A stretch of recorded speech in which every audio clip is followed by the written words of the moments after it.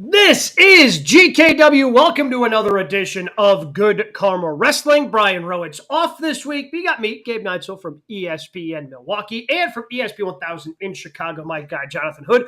We didn't even know this. We ended up taking in the Brewers game together yesterday, Hood. We ended up unknown to one another, literally just one row apart in the same section at American Family Field yesterday. So we got a little in-person time yesterday.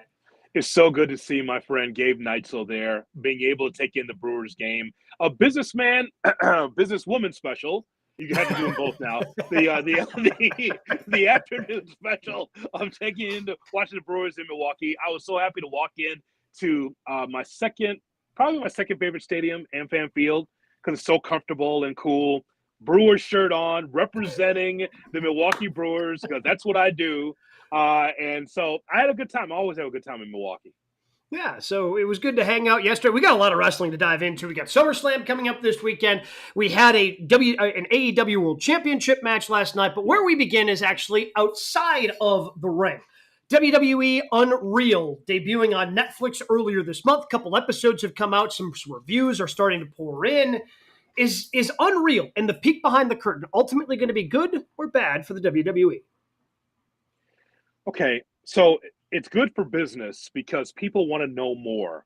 It's good for their business. LFG, also a show that they are running as far as the next generation of WWE talent. That's good for the business. It's just not good for me. It's a bad question for me, Gabe. You know why? Because I'm old school. I don't want to know. I just don't. And maybe you could talk me into it, but I'll just tell you where I stand with this. When I found out it's going to be something called Unreal, meaning that it is the behind the scenes of WrestleMania or the behind the scenes of a PLE of WWE, and the opponents actually talk to one another, that you see Triple H and company in Gorilla talking through who's going to win, who's going to lose. Dude, I don't want to know. I don't want to know. But here's the thing. It's kind of like what we see with NFL films where it's stuff, or the quarterback special on Netflix. Mm-hmm. Stuff's already happened, so they're just going back and backtracking the lead up to what happened. So I get that. I just don't want to know the inner workings of it. It's professional wrestling. This is like a movie. I don't need to see the documentary after the movie's been shot. If there's a story that I can read in a magazine or online about it, fine. But professional wrestling is to the point where, since I've been watching so long, I just enjoy the matches for what they are. You and I and Brian can go back and forth on thumbs up or thumbs down, whether the creative was good or bad, was the match good or bad. But as far as the working out what's happening with the matches and having the opponents together, I'm not a child. I understand that works, but I don't need to see it on my TV. That's the point. Yeah, for me, I think it's something that I'm going to pay attention to when stories come out of it. Like, for me, it's not appointment television. I'm not going to sit down, new episode of Unreal comes out. I'm going to be sitting down. I'm going to be watching it. Like, for example, one of the things that had kind of gone around within the last 7 days on social media, the whiteboard that had the original plans for WrestleMania, where it looked CM Punk versus Gunther, which obviously didn't happen. It was just supposed to be a one-on-one match with Roman Reigns, Seth Rollins. We're now getting Gunther versus Punk at SummerSlam, and just kind of how, plans change. But as a wrestling fan, I already knew that. Card is always subject to change, whether that's injury, whether that's creative direction. So that's interesting to see what, Triple H's and the creative team's original plan for WrestleMania was. But then the other part about this is there was a video clip of like the entire WWE women's locker room, like out celebrating Charlotte after she won the Royal Rumble. And apparently there is now a story out there that the talent was told, hey, you need to come out and be cheering on Charlotte after she wins. They didn't know for what. They were just told, and then it comes out like, oh, it's for Unreal. So Unreal ends up being actually unreal because now you're manufacturing these moments behind the scenes. It's not a true peek behind the curtain. It's a little bit. They're going to let you see what they want you to see, but it's kind of, to me, it's a lot like the WrestleMania stuff that they've done, like after the fact, where they've done the one with Rock and Cody and a big, they did that for WrestleMania 40, big peek behind the curtain, what it was like. But Rock has creative control, so now you're only getting a part of the story, right? So that's my issue. Is it's going to drum up some interest. I think some stories are going to come out of it. I don't know how many people are going to be watching on a week-to-week basis to make it worth it for WWE to produce it and for Netflix to put it out there. But, again, maybe this is just one of those things. I realized a long time ago, and this is not just for professional wrestling, and I think more people need to realize this. Not everything is made for you. Like, everybody thinks everything's supposed to be made specifically for them. That's not how any of the entertainment works. Like, and maybe, this is one of those things, WWE and Real. Okay, it's not for me. And it's fine. If you want to watch it, go ahead. But I just don't think you're getting the true peek behind the curtain that they're advertising. So if that's going to be untruthful, to me, what's the point? Well, there it is, right? Truth in advertising. The title is Unreal. So even the work is a work. Yeah, exactly. Like, there's too many levels of the work, man. I can't keep up. See, it's too much work. Now here, you can call me hypocritical if you'd like, but let's bring it to sports because this is what you and I do on a daily basis. So I've been watching Netflix Quarterback for this season. Mm-hmm. And Kirk Cousins, I know you talked about it on ESPN Radio. I know I've talked about it as well. About Kirk Cousins says, I felt like I was misled by going from Minnesota to Atlanta, thinking that he was going to be the starting quarterback, full stop. Well, as we watch quarterback, and I've been watching it, they were winning some, but it was by a slim margin. And he kept talking about in the actual documentary, guys, the terminology, I don't get it. I don't know if you've seen it, Gabe, but it's like I have not. No. He keeps saying to the coaching staff, okay, the terminology, I don't get it. I don't get it. I don't get it. And you know what? He didn't. Because if you watch some of those games last year, the Falcons barely got by in some games. In some games, he just wasn't good. That's why Michael Penix took over as the quarterback, because Cousins had a hard time. He said on that documentary, I felt like I was misled. Well, for you and I, that's headlines. Okay, good. That seems like more real because it comes from the person that's not scripted, but not scripted. And so I like that more if I'm going to watch them like that, more so than WWE or pro wrestling documentaries, because I don't know what's true and what's fake. Oh, and same thing with like Hard Knocks. Hard Knocks for the Bills, episode 1 is going to be coming out on Tuesday. And with Hard Knocks, like some seasons I'll watch, some seasons I won't. I was really into the Lions and I was really fascinated with Dan Campbell as a head coach, right? And I mean, some teams just seem to be more fascinating than others. Like I've got a really good friend who's a Bills fan, so I might just kind of pay attention to see what the Bills look like on Hard Knocks this season. But I kind of look at it the same as that. And honestly, I probably have a better time watching Hard Knocks, even though some of those things are contrived and manufactured. Like I still remember one of the earliest seasons of Hard Knocks when they had the Kansas City Chiefs, and the Chiefs were the team. Herm Edwards was still the coach, so that's how long ago it was. Like, Herm wasn't this media personality. He was still coaching in the NFL. Like, I remember the storyline of the fullback who made the roster. Like, he was this fringe guy. They followed him the entire time, and then he made it. Like, that was awesome. That was cool to see. But that's actually, like, real because this guy's battling for this thing. When it comes to WWE Unreal, okay, now are they having this conversation just because the camera's there? Is this the actual conversation that they would have? Or is this, okay, we had the conversation for the Netflix camera, now let's actually have the real conversation that we need to have that's actually the one behind the scenes. And that's the beauty of professional wrestling, right?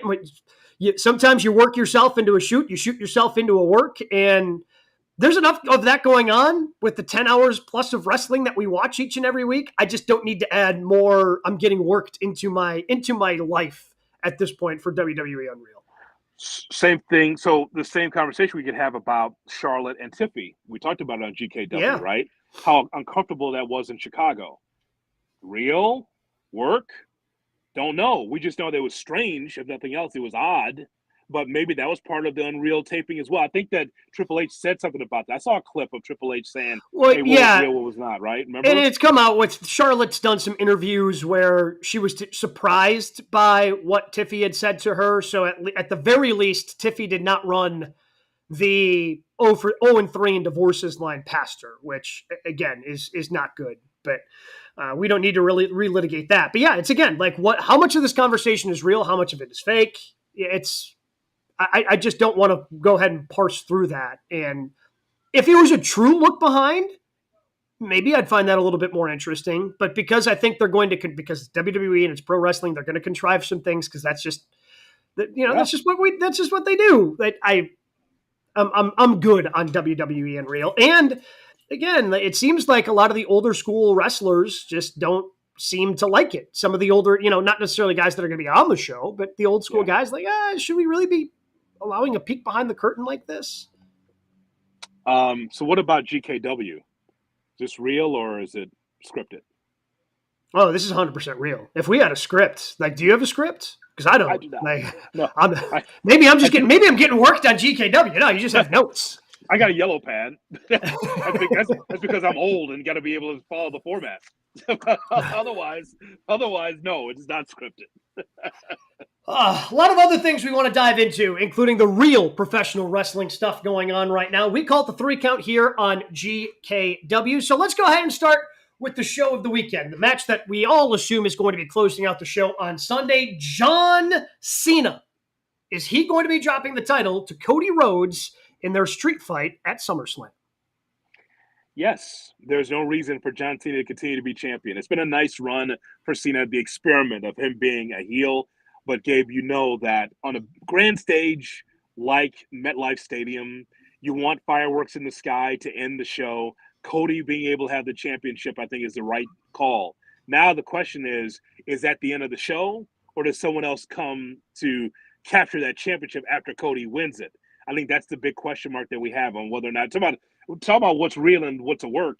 The same thing with Seth Rollins. Seth Rollins says he has a knee injury. In the next couple of days, he's on the Rich Eisen show. And it's just like, oh, I got to do the Rich Eisen. Okay, let me explain what's going on here. Like, I felt a twinge, and so now let's talk about LeBron James. So now, that's a big question mark. But I think the time's right? It's going to be early August. It's been a nice run for Cena to have the championship, but it's time. Could you imagine a retention in front of that audience with John Cena retaining the title? I don't think that'd be great. But also, I feel like they do need something at the end, at least a challenger to come out for Cody.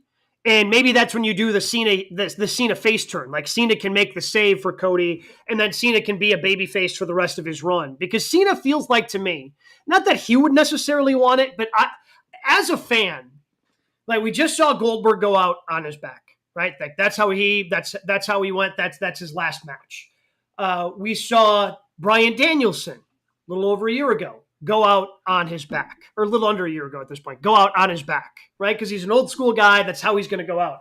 But I look at Cena more kind of the same way I look at Sting. Like, Sting wanted to go out on his back, and Tony Khan and everyone around him went, no, we're not going to do that. We're going to send you off with a victory, and everyone's going to go crazy, and it's going to be fantastic. And I feel that last Cena match in December, he should be going out victorious. We should be hearing his song blaring through the speakers, everybody being able to give him this great thing.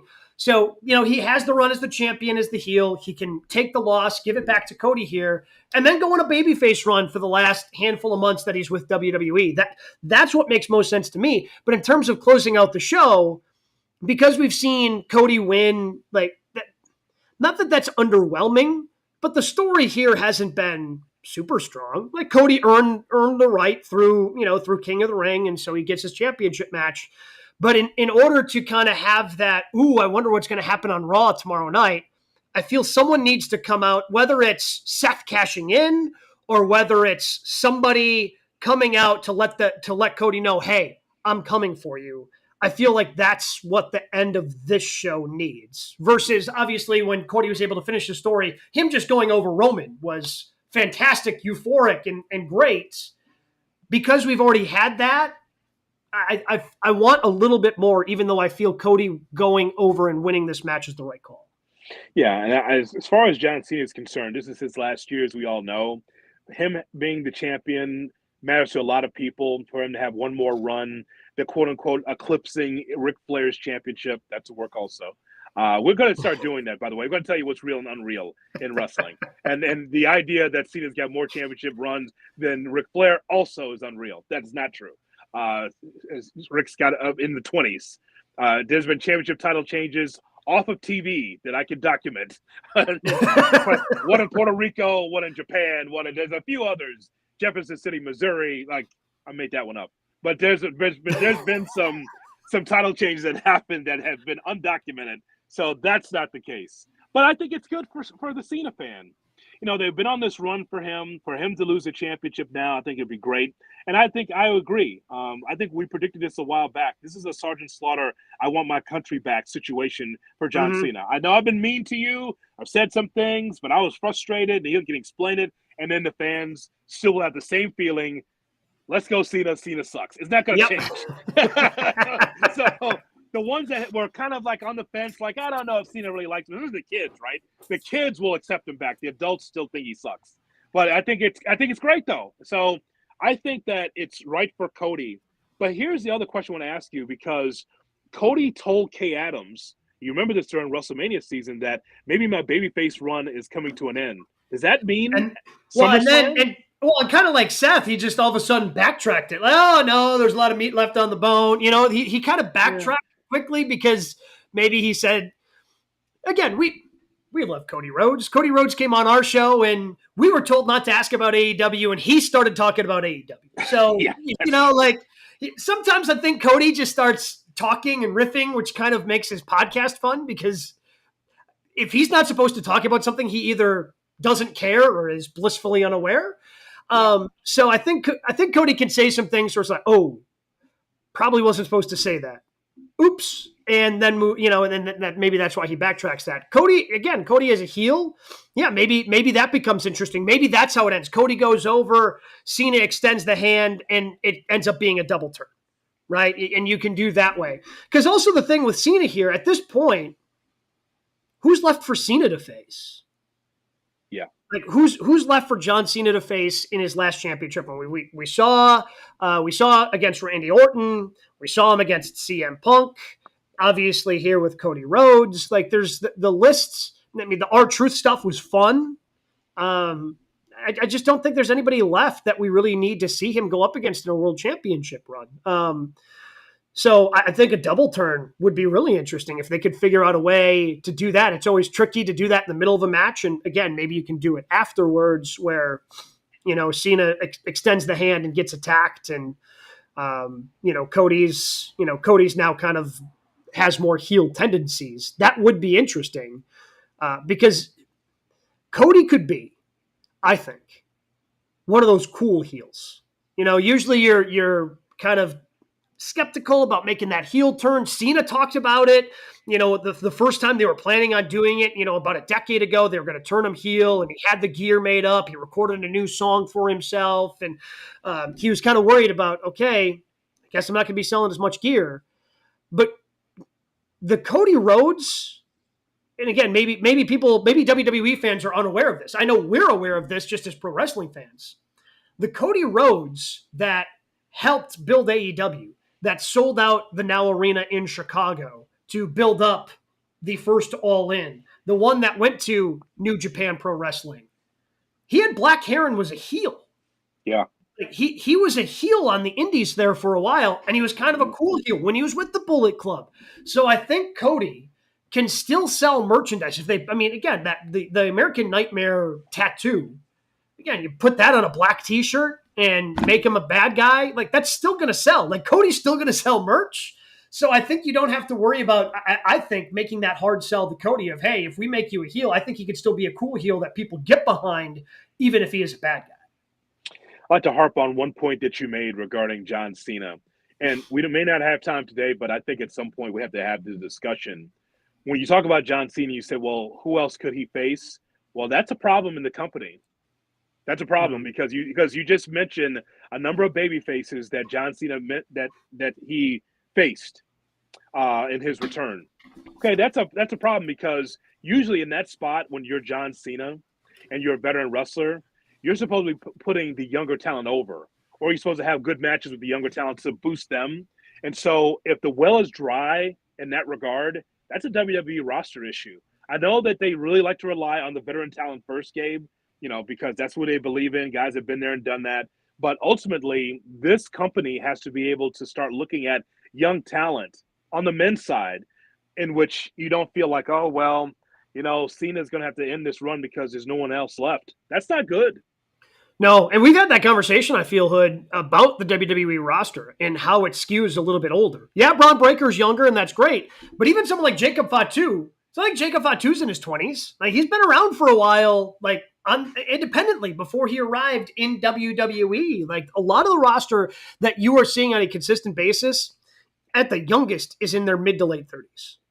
Like a lot of these guys are getting closer to 40 and are over 40 that are on the WWE roster. The youth of this roster on the men's side. Now, on the women's side, we're starting to see a few more certainly get featured, whether that's Roxanne Perez, Julia, Lyra Valkyria, like all having pretty prominent spots. But on the men's side, I mean, outside of Braun Breaker, I mean, again, because like even the guys they brought in from AEW, it's not like the Lucha Bros are spring chickens. They've been around for a minute. You know, Andrade's not young. So it is a roster. I think it is something on the men's side that they've got to look at. Okay, why don't we have younger talent? Why don't we feel comfortable with having some of this youth on the roster?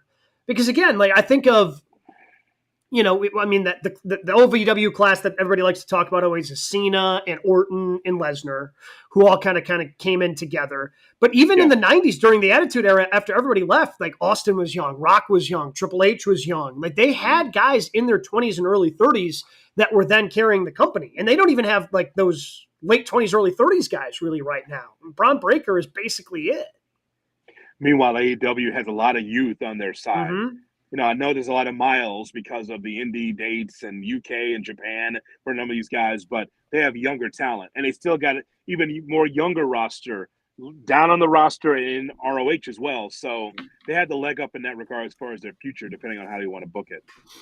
Yeah, so that's something that they certainly have to do. So let's go ahead and move on to number 2. We'll go over to AEW, where we saw, in my eyes, a fantastic World Championship match that, interestingly enough, wasn't the main event, although they ended up getting, you know, some of those participants from that event evolved in the main event as well.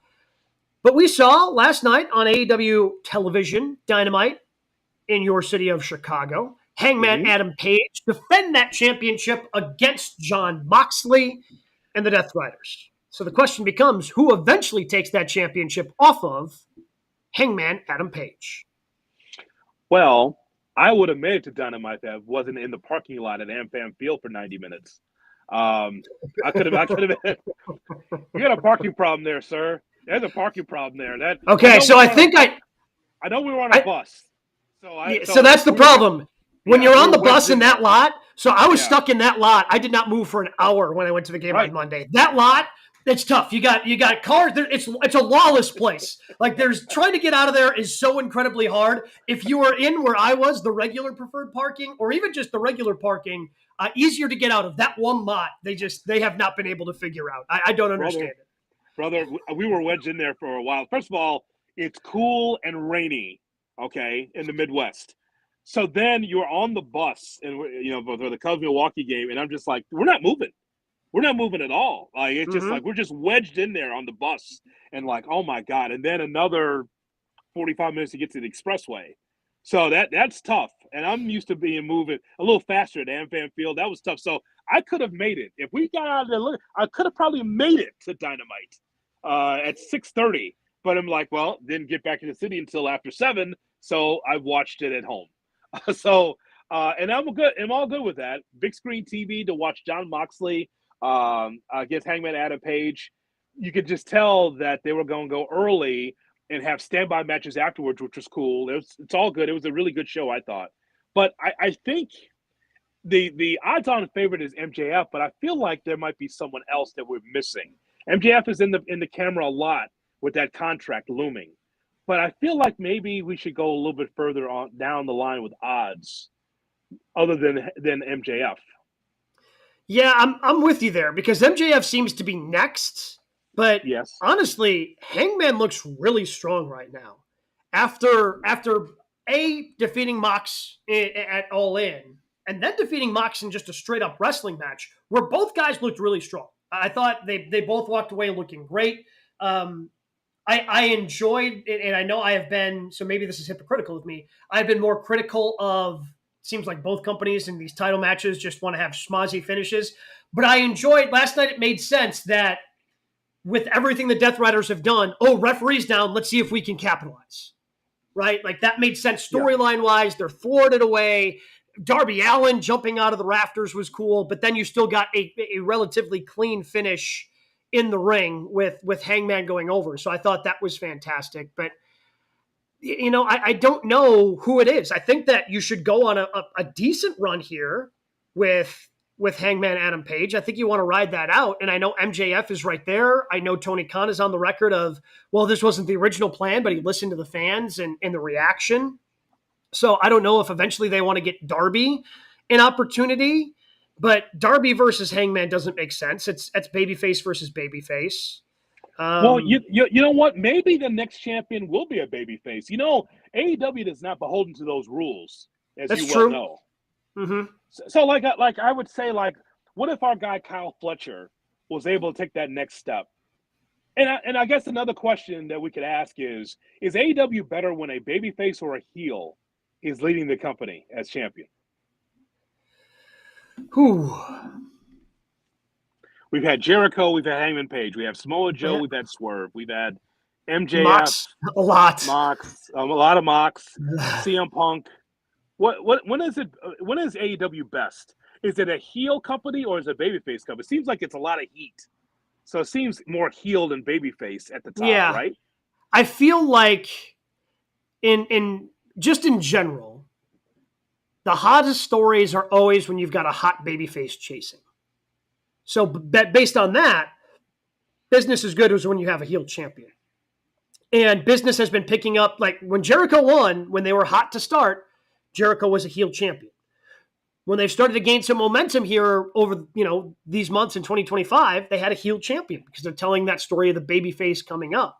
Obviously in WWE, I think you can make the same case. Like Roman Reigns as a heel, in the Bloodline as a heel, things were hot. So I'm curious to see if they can stay hot with a babyface champion, because that is something I think is always, no matter what company you are, it's always tough to continue that storyline after your hot babyface goes up and over. Okay, so I'll give you Kyle Fletcher, I'll give you Takeshita. So I guess I'm looking at Don Callis family members at the top because they're wrestling at a high level right now, those guys, Mm-hmm. right? Takeshita's in the G1. Kyle Fletcher is always on our TV. He's going to be wrestling on Thursday. I'm going to Collision on Thursday night, so we got to check that out as well. But I like MJF is chalk. I'm just trying to find value, of course. Yeah, of course. yes. Well, anytime. No, any sport, anytime, you're always looking for value. And no matter what we're talking about. Again, I'm just trying to think of, does Swerve get back in that picture? Does Will Ospreay get? Ricochet's a no. Yeah.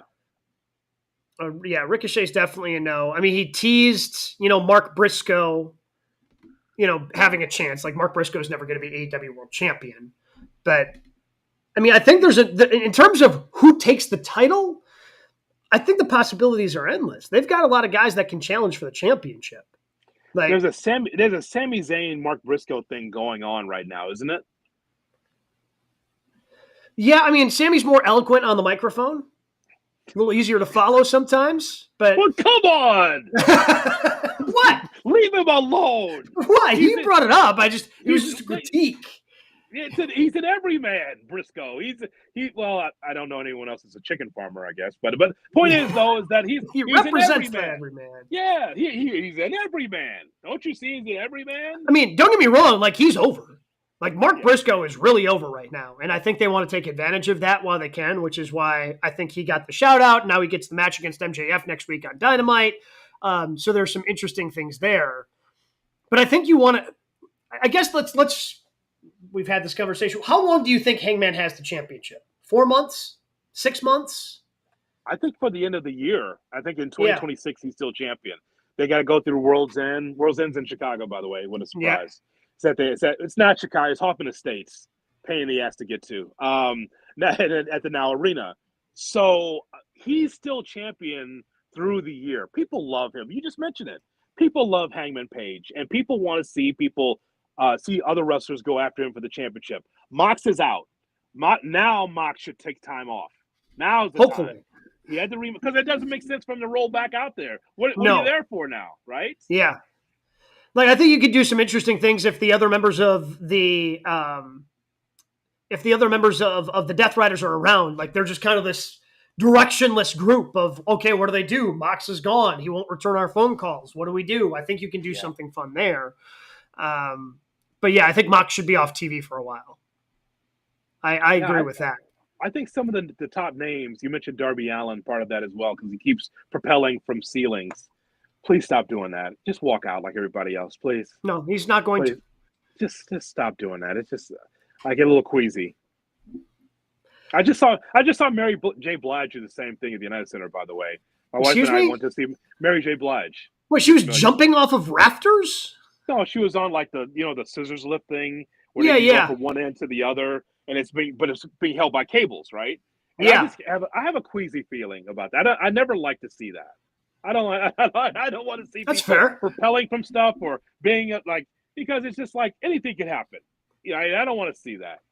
So I'm very queasy about that. But I think we mentioned the top names, but I think whatever it is, and by the way, we should mention Ospreay too, even though he's got no spine, no back anymore, and in pain, he'll be part of that mix as well. Okay, how is he coming back in time for Forbidden Door if his back's that jacked up? Like, wouldn't it be best for all involved if he just took a little bit more time? When I heard him explain this with a C4, C8, whatever, and when I heard him, or C2, C8, whatever it was, I thought, oh, so we won't see you for the rest of the year, right, Will? Mm-hmm. No, I got to be at this O2 show. And I get it, but man, like, Will Ospreay only has one speed. So well, again, he's like Bryan Danielson. Like Danielson can't. Oh, hey, Bryan, take it easy. What does that mean? So I think Ospreay would be on the list, but I think the back. I mean, Swerve Strickland's on the list. They've got a lot of options, and I think that's a good thing. They found a way to keep everybody near that title picture that we think. And again, like if you need someone just to challenge quickly, Samoa Joe can always do that. Mm-hmm. They've got a list of people, and I think their roster's in a really good spot in terms of challenging Hangman Adam Page going forward. But we move on to number 3 with SummerSlam this weekend, the first ever 2-night SummerSlam. What are you looking forward to the most? I have the list of matches in front of me. Night one will feature Tiffany Stratton defending her WWE Women's Championship against Jade Cargill. It'll feature the celebrity tag match of Randy Orton and Jelly Roll versus Drew McIntyre and Logan Paul. Gunther will defend his World Heavyweight Championship against CM Punk. The Judgment Day will defend the Women's Tag Team Championships against Charlotte Flair and Alexa Bliss. Roman Reigns and Jey Uso against Braun Breaker and Bronson Reed on night 1 as well. And then Sami Zayn versus Karrion Kross in a singles match where if Kross wins, Zayn has to say Kross was right. If Zayn wins, Kross must say I was wrong. Night 2. Oh, God. Wait. Let's narrow it down. Let's just do night 1. Okay. Because then we can narrow it down. Okay.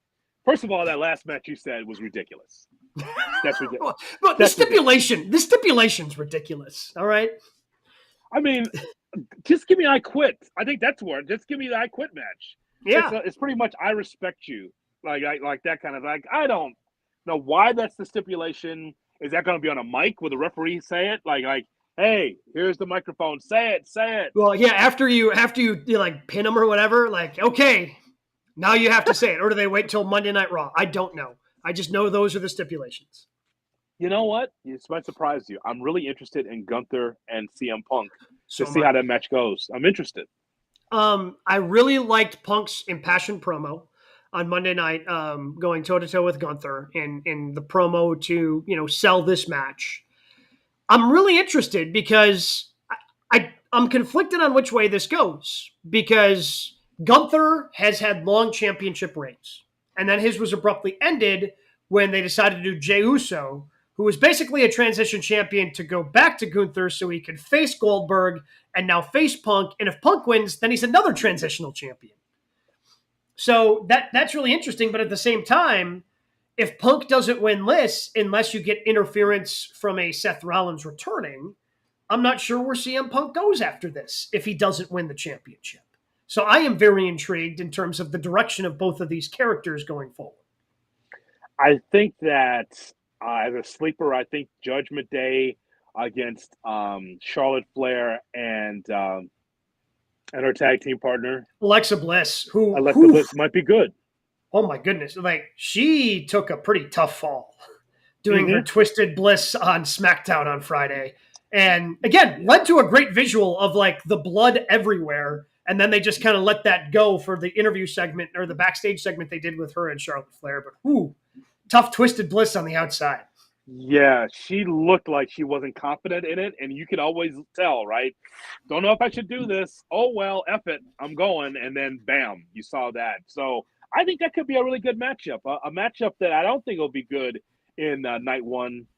Tiffy and Jade might be tough. Tiffy's going to have to slow down for Jade, if you know what I'm saying. Like, Yeah. Jade's still colored by the numbers. It's not bad, Gabe. It's not bad. Yep. Is it because she's different, somewhat different from AEW? I'm just saying that I'm not sure if that's going to be a dynamic match like Tiffy, someone that can catch up to Tiffy's speed and moves. I don't know if that's speed versus power. I don't know how they're going to put that match together, but I don't think that's going to be a Matt classic. If you, because I mean, I think we talk about this on the men's side a lot. You know, like AJ Styles can't really have a bad match. Will Ospreay can't really have a bad match. Right. Who's that on the women's side? AEW or WWE? Cena can't have a bad match. That's true. Tony Storm can't have a bad match on AEW. That's for sure. On the women's side, like, you know,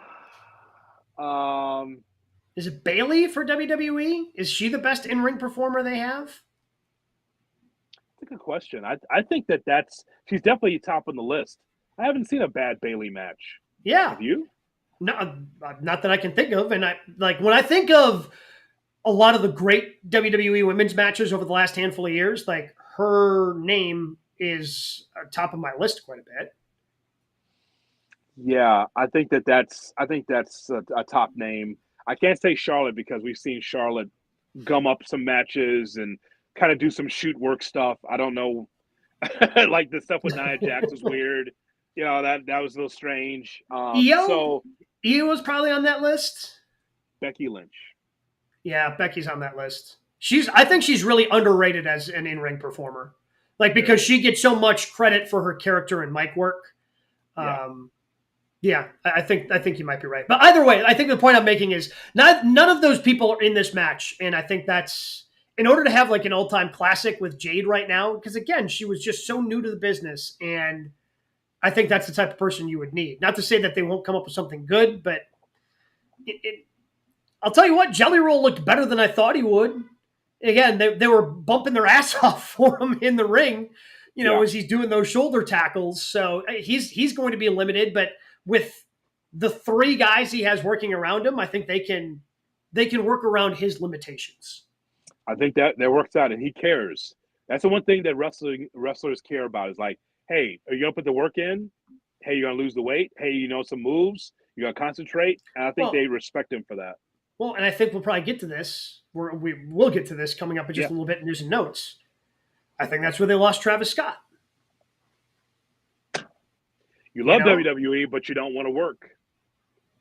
But that's why someone like Logan Paul, who's been fantastic and is now more superstar than anything, somebody like Jelly Roll, somebody like Bad Bunny, when they come in and they want to, hey, we're going to put in the work, that's and respect the business. That's when you get the respect of everybody in the back. What about night 2, Gabe? So night 2, we have the 6-pack TLC match for the WWE Tag Team Championship featuring the Wyatt Six, Phoenix and Andrade, DIY, Fraxium, Motor City Machine Guns, and the Street Profits. We have Dominic Mysterio putting his Intercontinental Championship on the line against AJ Styles. Solo Sikoa putting up his United States Championship in a cage match with Fatu. Becky Lynch and Lyra Valkyria in a no disqualification, no countout, last chance match for the women's IC title. Triple threat for the Women's World Championship. Naomi defending against Rhea and Io Sky. And then John Cena in a street fight putting on his WWE Undisputed Championship up against Cody Rhodes. So 6 matches each night. Man, night 2 rules. Let me tell you. Night two, yeah. I don't know where the bathroom break is in night two. Night two is amazing. Okay, so that TLC match probably should lead off. I think it should lead off the night two because it's going to be just bodies everywhere, flying all over the place, and they're going to put some importance on the tag team championships. I love that. I got two bangers as far as women matches. I got the Naomi match and I got the Becky Lynch match. Holy shit, that's going to be hard to be able to follow. Like, that's going to be great, both of those. Well, and then Sikoa, and honestly, the one that's going to be the worst in the ring is the WWE Championship. Just because Cena's limited at this point, right? Because like you said, I mean, the women's match are bangers. Solo and Fatu in a steel cage, hell yeah. And Mysterio and Styles has the possibility of being like the match of the weekend, like actual in-ring match of the weekend because of how good AJ is and how much Dominic just continues to grow. Just keep the Judgment Day away, and I know there's going to be some kind of fall to roll and outside interference, but I'd like for those two to just go at it to see how good Dom really is against a top performer like AJ Styles. I like to have the one-on-one. If there's a pull in the trunks and Dom cheats, that's fine. I just like for Dom to just do it himself. Yeah. You know, I'd like to see that. Or at least just let him go for 15 minutes before all the shenanigans start. Yeah. Boy, I think you called it, man. Because it's Cena Rhodes, it's like, okay, that's the bathroom break, maybe. The last match of the night, like, all right, guys, that's it for me. I'm going to beat traffic. I'm good. It was a good night. The main event. Rock coming out? No? All right. Well, that's all fine. right. No Rock. Well, good night, everybody. Wait a minute. You can't leave us a minute. I saw the best. I saw all the best matches. Boy, that's tough. So if on one side we agree Gunther, CM Punk, on the other side, you know, that Rhea Ripley match, that could be some Naomi and Io Sky.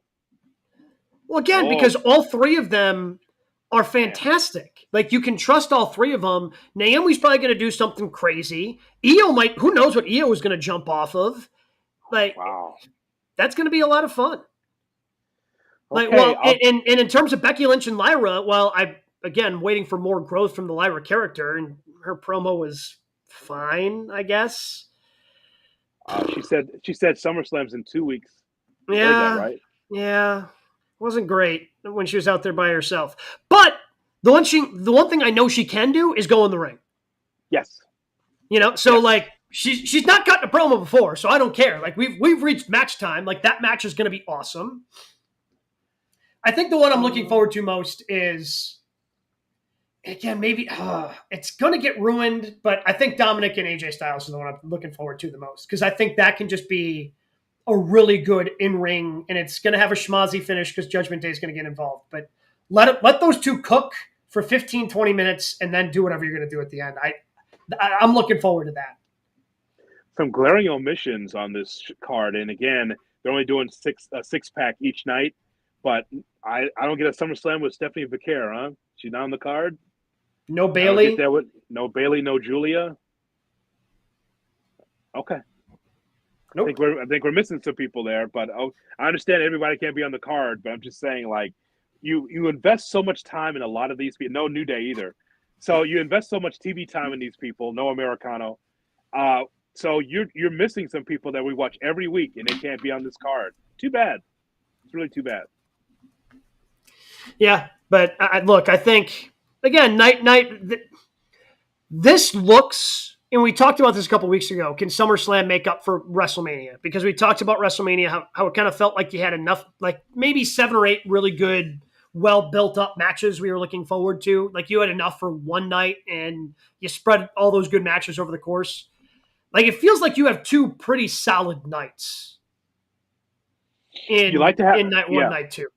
You want to have some happiness at the end of both nights of some distinction. So Punk goes over, because if he doesn't, there's no ticker tape or no fireworks for Gunther beating Punk, is it? If that's the main event on night 1, no. And it is. I mean, you would think it's the main event. They didn't say. I was waiting for them to specifically say on Monday that it was going to be the main event, and the fact that Roman is also on that night makes me wonder what's actually going to be the main event. It's Jelly Roll. They'll have Jelly Roll and Orton. Fireworks who came out sky. Like Jelly Roll is like he didn't come out to like one of his songs. He had to come out to a Toby Keith song on Monday. That was interesting. That's strange. Like, yeah, you're an artist. Like, come out to one of your songs. Seems a little more, but or come out to this. I hear voices in my head. yeah, They talk to me. They understand. Like, oh, he's singing. He's singing Orton out. yeah. like what's he? I hear voices in my head. Yeah, the way he sang it too. It's like, okay, yes, that's the way you want to do it. Oh. We move on to news and notes this week, where again a couple of things worth touching on. Tony Khan in an interview recently saying that the AEW Women's Tag Team Championships on hold now because of injuries. Look, I think we've talked about this. To me, there are already too many championships in AEW and ROH. We don't need I'd rather subtract championships. I mean, how many does Dustin Rhodes have now? Is he a triple champion? It's 3, I think. Yeah. We don't need that. We don't need to. We can start trimming championships to me before you start adding championships. It says a lot for the injury bug for AEW when you're only working once every other week, maybe once a month for some of these people. It says a lot. You get out there once you get injured, you got to be able to build up that resistance. You got to get on the road, or these people need more time in the ring so they can build up calluses of their body. Get out there one time and get injured. So I can understand why these guys get injured, these women and men. They're not there enough. They're not taking enough bumps. Yeah. Former WWE chairman Vince McMahon found himself in a car crash, allegedly going 80 to 90 miles per hour in Connecticut. He was cited. He is going to have to go to court. Barbara Dolan, who on a Facebook post, the person that he hit is the founder and chief investment officer at BD8 Capital, saying that she was lucky to survive. She shut off the road after being catapulted over 100 yards. So not some good details about this. Some stories about Vince McMahon's driving coming out in the couple of days since this accident happened. Some of the different stories of some people refusing to drive with Vince McMahon. I saw one story involving Jim Ross, who once rode with McMahon and then said, Vince, I love you, you're a friend, but I also love my children and I'd like to see them again, and refused to ride with Vince McMahon ever again. So pretty scary accidents. And luckily all survived. Vince is due in court, though, due to this accident now. And rightfully so.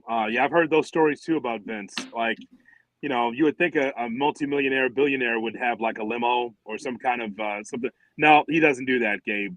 He drives himself. And by the way, that whole thing with Jim Ross, that was like a Lincoln Town car. So it wasn't like a fast car. It was like a big ass boxy car that he was driving. He's very reckless. Not just as his accident. I've heard the stories in the 90s and 2000s about him. Hey man, he's 8 and now he's 80. Yeah, that's tough. Yeah. Triple H announcing on social media that Triple Mania from AAA is going to be streaming on WWE's YouTube August 16th from Mexico City. Dominic Mysterio, Dragon Lee, El Grande Americano challenging Vikingo for the AAA championship in that main event, Triple Mania 33. That's really awesome. I hear a lot of great things about AAA since the event that they had not too long ago. Business is picking up, from that regard. So that's great. And also we saw over the weekend, Americano. I'm not sure who's under that mask. Not sure who it is. But apparently a babyface Americano. Well, we've got two Americanos. We do? Well, because you had the one that came out, and then a second one came out in what match was that on Monday Night Raw? Now I'm just blanking on the match. Yeah, like two different ones came out. I think you're mistaken. I think it's the same Americano, because that's what Graves told me. Graves told me it was the same Americano. Yeah, well, but as Michael Cole pointed out, one was a full foot taller than the other one. God bless. I hope that was Mysterio. I hope he's like, I'm going to be a heel. Watch this. I'm going to be a heel. I hope that was Mysterio underneath that little mask. I hope it was. And then we mentioned it earlier, WWE and Travis Scott reportedly having a falling out. No real details involved, but again, when you start picking up some of the crumbs from the story and reporting, didn't seem like he wanted to put in the work necessary. Going down to the performance center to start working on, and doing more stuff in ring. Obviously, a little bit of heat on him for hitting Cody Rhodes as hard as he did at WrestleMania. So whatever plans they had for Travis Scott seemingly no longer happening. Hope WWE thinks it was worth it to invest in someone that's not going to invest in you. You know, like you see Jelly Roll and some of these other guys involved in WWE, and Travis Scott, he might love WWE, but he's got all these other projects. He does not have time. So I hope that was worth it to WWE for him to be part of something and now just ghost on the company. And then finally, now this comes out. I haven't had a chance to listen to it today, but Cody Rhodes on the Bill Simmons podcast. And in some of the promotional clips that went out for Cody Rhodes, there was a quote of him saying about AEW. In the end, the way I see it is this. If I feel disrespected ever at WWE, that's one thing. That's a company that's the Yankees. It's the flagship of it all. If I ever felt there at WWE that I was a number on a sheet, maybe. But feeling disrespected at something I built with my friends that we built, feeling disrespected there, I wouldn't stand for it. Brandy and I both, I'm so blessed to have her. It was one of those things where, bleep it, I did way more than you think, and you're going to find out the moment I'm out the door. So apparently he felt disrespected at AEW, which is the reason why he ultimately left. Yeah, I heard it just as you read it. I saw the quote, and I'm glad he felt that way. He just wanted to prove it to Tony Khan that, hey, you know what, I can be a star without you. And that's exactly what happened. I think he's talking directly to Tony Khan. It is not, I don't think, at the Young Bucks, because he said some nice things apparently about the Young Bucks and for Kenny Omega. So clearly he's talking about Tony Khan. Tony Khan might be nice to a lot of people. He might be a decent enough businessman. But as far as relationships are concerned, CM Punk, Cody Rhodes, a number of people walking out the door. I know you can't be friendly to everybody, or you just can't, you can't get along with everybody in business. But Cody Rhodes is a big fumble. And so now Cody's the guy, and CM Punk is the guy in WWE as well. And AEW has not recovered since those two left as far as being the main attraction as far as pro wrestling. New, fresh, different. They have their audience, but when Punk left and when Cody left, I think that was tough for AEW to overcome so far. Yeah, he mentions by name the Young Bucks and Kenny, so I don't think it's a problem with his friends that he built the place with. It seems like, yes, it would be a problem with Tony Khan. But again, haven't seen or heard the entire interview. Those are just the promotional clips of Cody Rhodes on the Bill Simmons show. All right, what'd you have? Matches of the week. Well, it starts with Hangman Page and Moxley, right? Dynamite? Yeah. Mm-hmm. Yeah, without a doubt. That is number one. My number two, I go to your girl Athena. Their tag match was fantastic. Yes, it was, for a standby match, seemingly at the end. Oh, we got time for more matches? Put some more matches out there. Finn Balor and JD McDonough against the LWO to make you think that the LWO had a chance. I think that's the best outing they've had in quite some time, LWO. Yeah, that was the one match, because Monday Night Raw was mostly underwhelming, and I've kind of gotten to a point where a lot of, and again, I don't want to seem like that's a huge criticism of WWE. I just feel that there's so much that goes into these shows now, especially for WWE when you're doing 2-night shows. I expect them almost to, like tomorrow night, I'm expecting them to completely mail it in. Like the people that are going to be wrestling at MetLife Stadium, I'm not expecting them to do much, because you want to put them in bubble wrap and protect them so you can have the big show. So there wasn't, and the fact that those two tag teams that you mentioned aren't on the big show, they can go out and put on a really good one. But otherwise, the main storylines that you care about, you're just kind of going through the motions to make sure everybody stays healthy. Gabe, is there anything else that you liked this week? I'm trying to think. It's just that there's more interesting segments. Yeah, than matches. Yeah. And again, the fact that, I mean, Mox and Hangman took up how much time last night? They took up a big time. And the match that kicked off Dynamite took up a lot of time last night too. So just wasn't a lot of time for matches. I want to give the shout out to to the Young Bucks yesterday in their matchup against the Newport 100s, Yeah. the pack of cigarettes that they took on, the Outrunners. I howled laughing at the Outrunners being introduced, and then just in the corner, the Young Bucks, like a couple of jobbers, and on the screen it just said, like, Talent name. Yeah, talent name. I howled. They're sitting in the corner. I think next time we see them, they don't even get an introduction. They just get again in Chicago, like Chicago caught on. They were yelling jobbers, jobbers, jobbers. Like Chicago caught on, like listening to that, just sitting at home. Like that was fantastic. You got to take it another step though. Young Bucks need to lose that match on Wednesday. You didn't take another step, like, but they won the match, so they're still like in there. They're hanging in there. Oh my God, I howled when I saw that. They're in the corner, just ready, like, just like option B, team B, just sitting there, like, ladies and gentlemen, Nick and Matt Jackson, the Young Bucks, because there's no inflection from the ring announcer at all. Just a couple of jobbers. I love that. I laughed my ass off. Like, they're doing a great job with this. It's fun. Yeah. The good fallout from losing their EVP titles. Like, again, I know the mileage can vary for some people on the Young Bucks, but I enjoy them in the way that they're able to kind of reinvent themselves time and time again. If you happen to miss any of today's show or any past interviews we've done, subscribe us on YouTube. YouTube.com/@GoodKarmaWrestling is where you can find the show. Enjoy SummerSlam this weekend. As we just covered, seems like it is absolutely going to be a banger. Make sure you listen to whatever CDs you have. Shout out to CDs and CD players, I guess, is what Hoodie is doing there. But we will be back to talk about react to SummerSlam, react to everything.